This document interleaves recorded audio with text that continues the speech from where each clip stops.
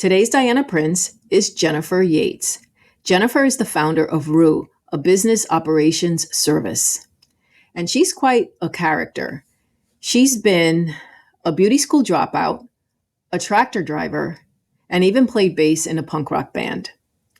And she also has founded and co-founded 4 companies before starting RU. But Jennifer's biggest talent is that she is wildly perceptive. And that is what makes her so special and her company. Listen in. Jennifer, thank you for joining me on Diana Prince. Hey, how are you? Oh, I'm doing very well. I hope you're doing well too. I am. And thank you so much for inviting me. I am beyond thrilled to be here talking to you and just having a good, honest, transparent conversation. And we've got a good one today Yeah. because I know you have some stories to tell us. Today, we're going to talk about the first year in business. And you just completed your first year in business. So before we even get started, congratulations. Thank you. I know Thank that you. you had other businesses, but the first year in business is the most challenging. That's what we're here to talk about and just explore what your experiences were. And I'm excited to get on with it. Your business right now is a business for operations practice. Yes, business operations. Business operations. Thank you. And what makes Rue's first year different than the other, or the same than the other businesses that you've had? The first thing that's different is so I'll go backwards a little bit. This is my 4th endeavor into some kind of business practice, if you want to call some of my other things businesses. So the first business I ever had was over about 20 years ago. I opened a retail store. So if you think about a retail store, you have a brick and mortar space with products in it. You're spending a lot of money up front and a lot of time planning what that's going to look like ahead of time. And then you open the doors, you get to actually flip a physical sign to open and invite people to come in. The next business I had was an interactive arts fair. I was a co founder. It was never meant to be for profit. It was an arts fair that I developed with 4 other friends. And same situation. It was a physical entity. We announced when it was going to be and hoped for the best, and people came. And it actually generated a profit the whole time it ran for 7 years. The third and fourth businesses are service-based businesses. So there isn't as much of a product, a physical product or a physical location. So Rue is one of those. And then I also co-host a podcast, which I'm calling the fourth. So what's different about, I'll focus on Rue because the podcast it's a business, but it's a little bit of a side gig for now. So Rue is a service-based business. There was very little upfront investment other than my own 27 years experience in corporate. Obviously, that is my upfront investment, getting all of that experience and understanding what I wanted to do when I broke off from corporate. But beyond that, the investment was just a few little software tools. I needed a name, I needed a domain so that then I could get an email. I didn't even have a website right up front, and a couple other little software tools. But it wasn't soon after starting my business that I realized I probably needed a business coach. So I invested in that, assuming that if the coach and I were doing together what we should be doing, the return on investment would come in multiples. That right there, the upfront investment, is the first big difference. The second big difference is that I had a virtual sign to flip to open. And I had to talk a lot more about what my business was. And I had to get comfortable talking about a business that doesn't have a physical location or a physical product per se. And so that makes the business really squishy to talk about. Your business isn't as squishy. You say you are a photographer. I know what that is. I say I'm a business operations leader, and people are looking around. Oh, How do I, what is that? And when I was on a walk with my dogs explaining to the neighbor who's an attorney, another very understood business, and I told her what my business was, her eyes glazed over. She was like, okay, I don't get it. So that's another big difference. Like understanding what I was and how to speak about it was a challenge in my first year. And I'm still challenged by that because as you go on in your first year of business, you get more and more clear about what it is you're doing, what it is you want to do, who your customers are, and how to speak to them about what it is you're doing and want to do. So let's use that as a jumping off point because it's a good segue for you to give us a little bit of background on what operations means so that we get an understanding of what service that you're providing. Let's give you a little practice now. Yes. Tell us. Good. Okay. So, in the the general sphere, when people in business hear the word operations, they automatically their head goes right to, oh, your process, systems, tools. You're going to come in and make my Asana board look amazing. And because this is what makes me different, I'm like, wait, what? Hold on a second. To me, Jennifer Yates and Rue, business operations starts where the work lives, with the people doing the work. So the systems, the tools, the process, yeah, that all resides somewhere over here. We're not going to even get to that yet because I don't know what to do as far as systems, tools, and process until I understand your business. What is it that your business does? What is your work? What do your projects look like? Who are your people? What are their strengths? What are their motivations? What are they tasked with doing? What are their work styles? Probably the most important piece because no system, tool, or process is going to be effective without adoption, and no adoption is going to be effective without acceptance. So, my first task is to get into the psychology and the inner workings of the people and how they work on their projects. That's my first stop. And full stop. That makes me very different from a lot of people who say they work in the space. First of all, I have to say that my mind is blown because when I heard operations, that's exactly where my brain went. I'm like, okay, she does handle the processes and the systems and puts them in place. And I've met other business owners that do that. So let's see what makes you different. The fact that you're addressing the human element to me blows my mind. And I'll tell you why. When I started my business, it was in 2018. And when I think of systems, I have bought on so much in terms of software, but every software is different, right? And they don't necessarily work the way our brains work.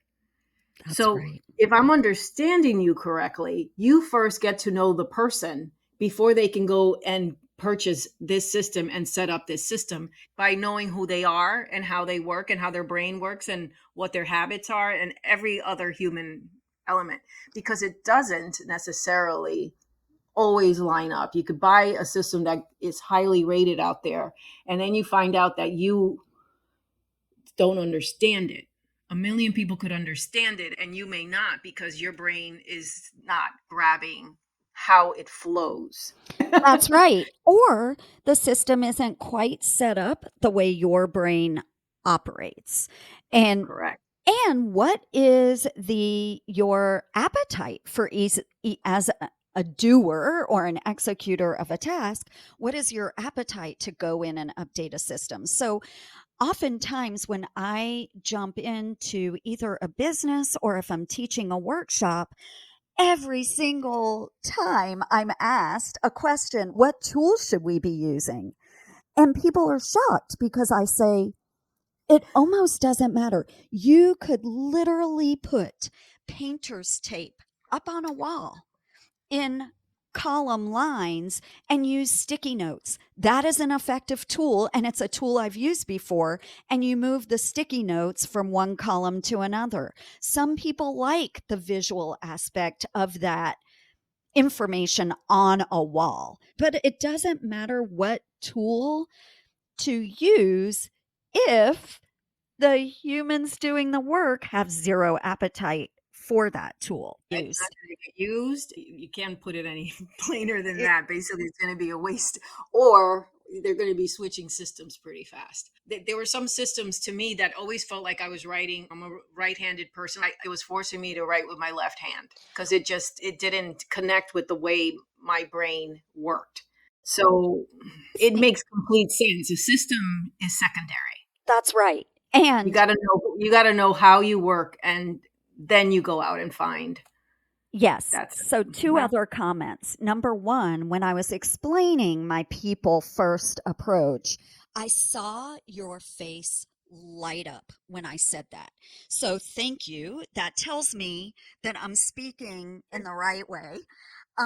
But to my earlier point, yes, I've got that, and people understand that. But second, you are a founder of your company and you're the one trying to set up this system, and then now there's a learning curve. Should you be climbing that mountain of a learning curve, or should you be working on your expertise and in your genius zone? So here's the other part.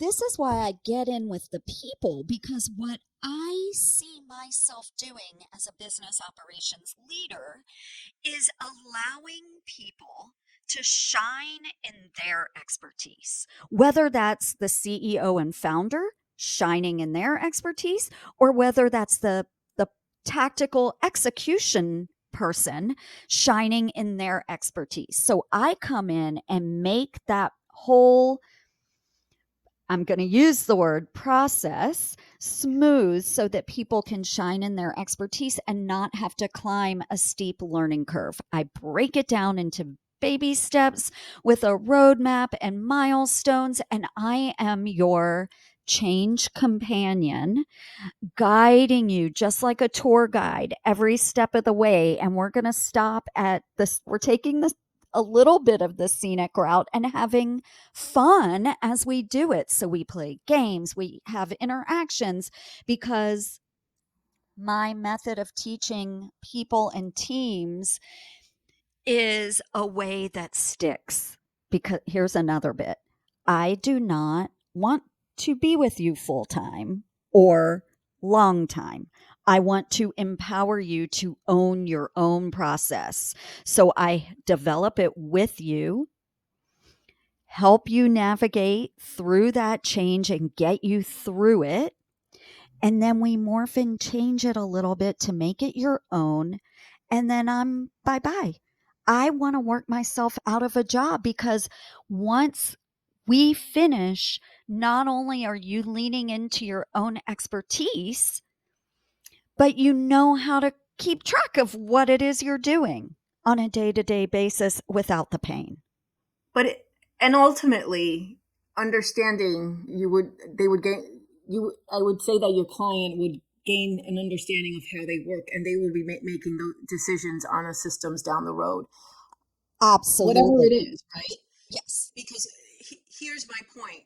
The point I'm trying to make is that a lot of us, when we start off, we're being sold a software and you need this and you need that and you need that. And that learning curve that takes you away from your actual genius. I don't care if it's QuickBooks, I don't care what it is, but that learning curve is huge. And a lot of us, we blame ourselves for not getting it.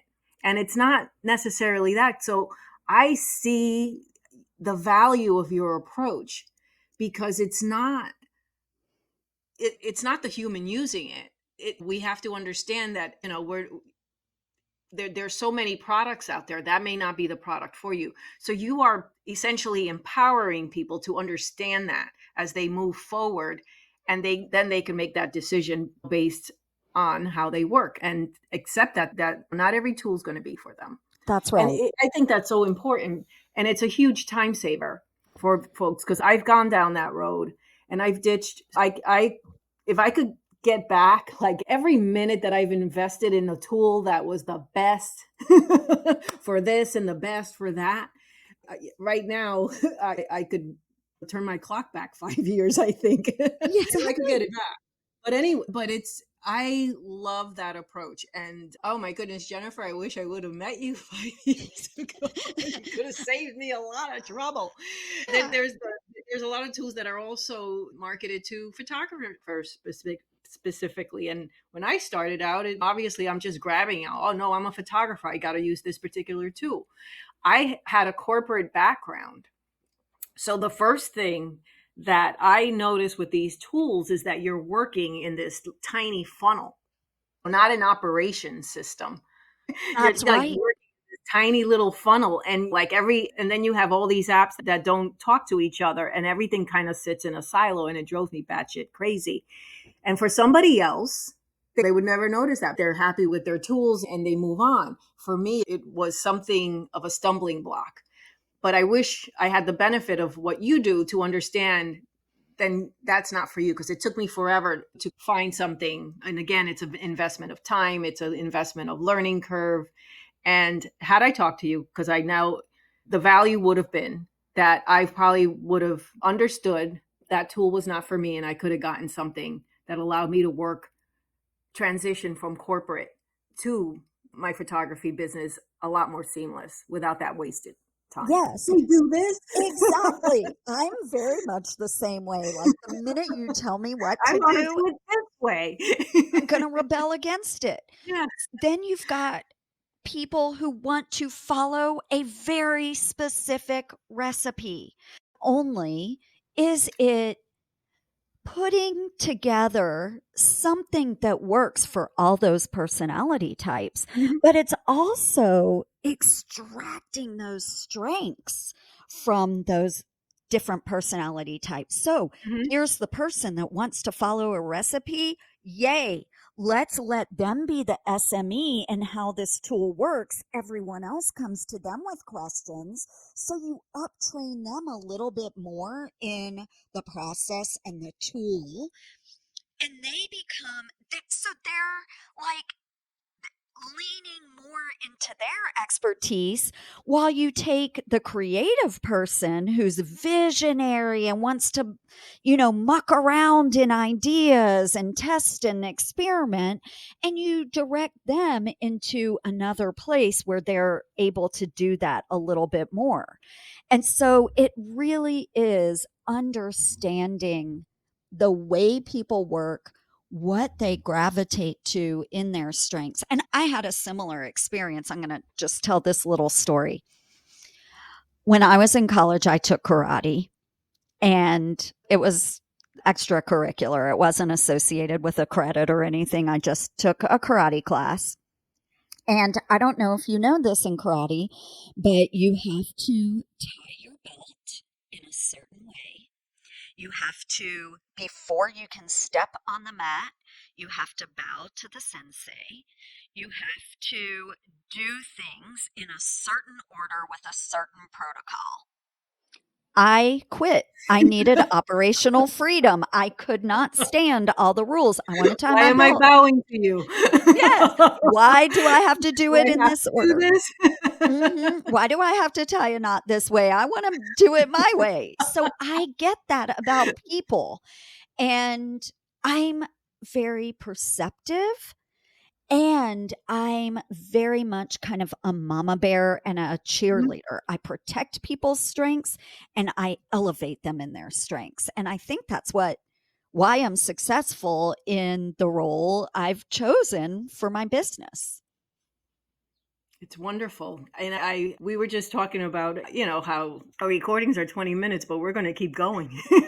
I will tell you, I'm from the I, South. I'm I've a already storyteller. I really just learned so much in the last few minutes. I want to dive into your first year specifically. I know that you've had differences in the types of businesses that you started, but tell me about your first year with Rue. What have you learned in terms of business building or any other aspect that you want to cover? I've learned a couple of things. So I was very fortunate in my first year of business in that right away in my first week of hanging out my shingle, my former employer came to me and said, "We need you to help us with this big transition that our company is going through. Can we hire you?" So I said yes. They were my former employer. I loved them, near and dear to my heart. The transition they were going through was really complicated and needed a ton of change management, communication, organization. Plus, I understood the personalities and the people there, so I knew I could be successful. So I said yes to them. They stayed with me for 9 months in my first year, and we just kept working together. And I'll talk about how we offboarded in a second. While I was working with them, a second client came to me through network connections and referrals. And oddly enough, this second client was doing something. They were building a mobile application that was rooted in my experience in software and data, which it goes back many years. And so, because I had this unique experience and perspective, it was like a yes for all parties involved. And I've been working with them for about 7 months. And our contract is about to end next week, actually. In my first year, I was really lucky. I'm getting to the lucky part. Mhm. I had income every month in my first year. I didn't have to look that hard for clients. And so when people would say, "Oh, being an entrepreneur is hard, running a business is hard," I was thinking, "Oh my God, like this has been pretty easy for me. All I've had to do was network and tell my story a little bit." And through my connections, I got client on my own. And through my good work at my former employer, like they didn't even think of calling anyone else. Guess what? Next week, when my second client offboards, I will have no clients and no income. My Mm. mindset is in, oh, this is really good for me because now I have to I have to think about my foundations and what my offers really look like. And I have to relearn how to speak about what I'm doing. Yeah, year one was pretty easy peasy for me. But what? Just Yeah, a little bit of a follow-up question. When your former employer hired you, they already understood what you did. they So understood it. you didn't have to do the sale. That's Is that right. correct? And then That your second client, you didn't have to do a sale. the second client, I did have to do a little bit of selling. But because of my unique expertise in what they were building, it was an easy sale. All I had to do was say, "Yeah, I've been in this space for forever." And even people on your leadership team used to work at one of my former employers. It was just super easy. So the selling there Okay. wasn't very much of a challenge. So right now, Mhm. when this second client off boards, now you have to develop your sale. Is Yes, that correct? The that's selling right. piece. I am back on day one, basically. So what happened in my first year is, yeah, based on past performance of people who knew or people who understood because of that past performance, it was super easy. It was just the dots were not hard to connect. It was just really easy. And now, so I offboarded my first client after about 9 months just because the work was completed, and we still have kind of an open understanding that if they need other things, they'll call me back. And the second client, the work is finished for the time being. They're trying to raise money. And so they also understand that once they get to a certain point with their capital raise, they want to come back. However, we no one has a crystal ball. We don't know what's going to happen, and I am now in a position where I never had this on day one of year one, where I had to map out foundationally who is my ideal client? What is my offer? What am I selling? How do I talk to people? Foundationally, I feel like all of that has to be almost, it has to be rebuilt, but it also has to be visited. I have, obviously, I can talk about my business. I had a little bit of an idea, but it's been a long time since I've had to talk in the way that I talk to you today. And oddly enough, this is relevant. I never pick a word of the year ever. I'm a resolution kind of person. So I rarely pick a word of the year. And in November, it was something hit me like a tidal wave, and it was a word, and that word was spaciousness.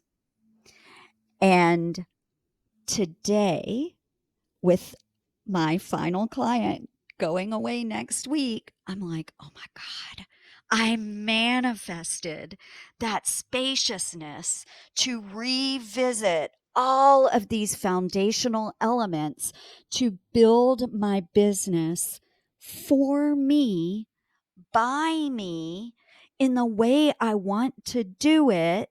I have the space to do that now. So I'm not terrified. I'm not. I guess there's a little bit of nervousness, but I'm not terrified. I think I would be in my past self where it's, oh my God, no income, no client. Let me act out of desperation. I'm not there. I am acting out of welcoming the space and the vastness I have to do what I need to do. Yes. Develop certain parts of your business that you didn't have the time to because you had the clients. And I love that viewpoint because a lot of us would go into panic. And what we don't realize, I was there, guilty right here. What we don't realize is that we can use that time to improve certain parts of us. And last year, I said I launched in 2018, but it did take me a while to become the business owner that I am today. It doesn't happen overnight. So to me, like last year was my first year. Yes. Last year was my first year because it was the only year because of spaciousness, Jennifer. And even though that's scary and that silence is fucking scary, that spaciousness gives us time to go inward and start working on ourselves. And we need transfer. Sometimes we need something that'll transform us into the business person that we want to be because that's what we're here for. And although you have your talent and you have a very unique talent, obviously you have to market it, and you have to always know and set up so that you always have a client. While you have a client, obviously you have to keep marketing yourself. And that takes some practice. That It takes some practice. And it it does sure take, does. and a lot of the times you need, for me, I needed every bit of space that I had last year because I was not a marketer. I'm not. It seems like I came out of the woodwork. I didn't. It's just that I wasn't a marketer. It's just I kept thinking like, oh, everybody understands photography. No, you do, but people don't know you exist, girlfriend. Right. People have to know you exist and they have to know what it is that's special about you. So I actually, as you were talking, I was thinking of a couple things. I want to go backwards a little bit because I am not, I talk about how I welcome this space and that I'm a little nervous. But what I don't want to do is come across as one of those people who is always positive and that toxic positivity. Everything's going to be fine. No, I you're want to, scared. You're scared. I'm a It, and little scared. but you're keeping that. It's Go ahead. You finish Well, because that's I don't want to I put words in your mouth. I learned a big lesson, a big one from my first business as a retail store owner. So that business was never profitable, never, not one single month. I was it buried in a mountain of personal debt, pouring money into that business and losing it hand over fist. And I remember crying, like ugly crying a lot, and panicking and not knowing what to do and making decisions during my ownership of that business that in hindsight were probably made a little bit out of desperation because you're like, oh my God, you're so terrified. Here I am in a mountain of debt. Like I'm talking personal debt into well into the six digits. I I couldn't stop it. I just couldn't stop the debt. And I couldn't make the money either. So I promised myself when I started Rue, I transported myself back to Jennifer 20 years ago and made a promise that I am not going to feel that way ever again. It was traumatizing. And I will not go back to making decisions out of desperation. I want to make decisions out of out of abundance, out of welcoming, out of space, out of like strategically and methodically as best you can when you're in business because you I'm also you're going to understand this as a creative person. I like to experiment and make adjustments along the way. I'm not going to hold back on a decision just to because I don't have all the information. I'm one who's going to go out and build something. But I wanted to cover off, especially for your listeners, that my mindset has come to me as a deliberate decision because I don't want to make a desperate decision. And so I am welcoming this space and thinking of it 20 years later very differently than I would have thought of it in my past. I absolutely know that everything is going to be okay because I am the kind of person that makes it okay. Hard stop. You will figure it out. Exactly. That mindset. It's not, I want to go back to that toxic positivity that we addressed. And it's not so much because I understand that, for one. And sometimes I think I may have been that person 20 years ago. And I think that's a lot of the times that gets us in trouble, that we're not thinking strategically. We're just thinking, let me just give it, whatever we're trying to put in place doesn't work because we're thinking it's going to work. It's basically we're not learning a lot of the things. We're not picking up the right skill set. We're at 20. I could tell you 20 years ago, I could tell you I expected the universe to deliver a lot of shit that I did not work for. We're older, and yeah, we're a lot older, and we know that. And we hopefully, this is what I garnered from us. You're in a different place, is that you know that you will figure it out. And that does not mean you're not scared. That does not mean that you don't have nervous stomach over it and other things, apprehension. All of it is part of it. All of it is part of it. But you do have the tools to figure it out. And that's when you're going to use them. I love it. And this just is reminding me. 20 years ago, girlfriend, Jennifer, I made some messes myself, but we'll leave that for another show. And what I do want to do is I want to give you the floor to, first of all, since you just completed your first year, is just dole out some advice, because I know that there are a lot of people out there that are probably in their first year of business and could use. So is there any advice that you will give a woman that's struggling through her first year right now? Yes. So, couple things. Number one, you do not need a huge tech stack. And you just don't need all of that stuff. One piece of advice that I always give is I don't subscribe to a tool until I need it. So if I need to create signature on a contract, then I'll look for that tool. I'm not going to just go out willy nilly and invest in one of those signing tools. You don't need a website right away if you're talking about yourself the right way, or unless you are a website designer. Yes, people want to go to your website to see what your website looks like, but everyone else, you don't necessarily need a website right away. And all of that investigation and purchasing and building up your tool stack, those are all distractions. First, just like I do in business operations, understand your business, understand your audience, understand how you're going to speak to them.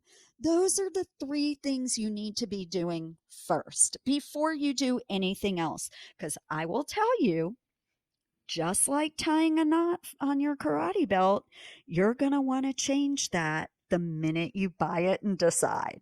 So I'm serious. Your website's going to change. Hell, your name might even change. Your offer's going to change. Everything is going to change. So why invest? So that's item number one. If you're going to invest in something because you feel like you need to, invest in a good business coach who will help you map out the foundations of your business and help you execute in the areas that you feel the most uncomfortable with. You and I feel really uncomfortable in marketing and maybe even sales. I'm a weirdo when it comes to marketing. I don't know what the fuck I'm doing. I don't know how to sell to people. It's not me at all. I'm super nervous. I overtalk. If I get a coach, they're going to be coaching me through the foundations, through how to market, through how to sell, and how to, I guess, how to comfortably close without feeling icky and gross. So those are my two pieces of advice. I guess I have a third piece. Trust yourself. You know what you're doing. You started a business because you know what you're doing in your area of expertise. Lean into that. You are an expert in your area and you're going to figure it out and it's all going to be okay. That's it. 1, 2, 3. No tools. And that's a mic drop moment right there. Yeah. I hope everyone listened in, because that is some solid advice. Couldn't say it better than that. Jennifer, I also want to, just to finish us off, we're getting towards the very end of our show, but I want to give you a moment to just talk about anything else that you've got going on, a project. Do you have or an offer that you may have for the audience? If there's anybody else that is just starting a business and is dealing with business tools, and struggling with Yeah. that. I'm going to give you the floor. Go for it. Yes. I have a workshop. It's called One Tiny Hour. And in actually less than 1 hour, you will learn some very foundational elements of project management and project management processes.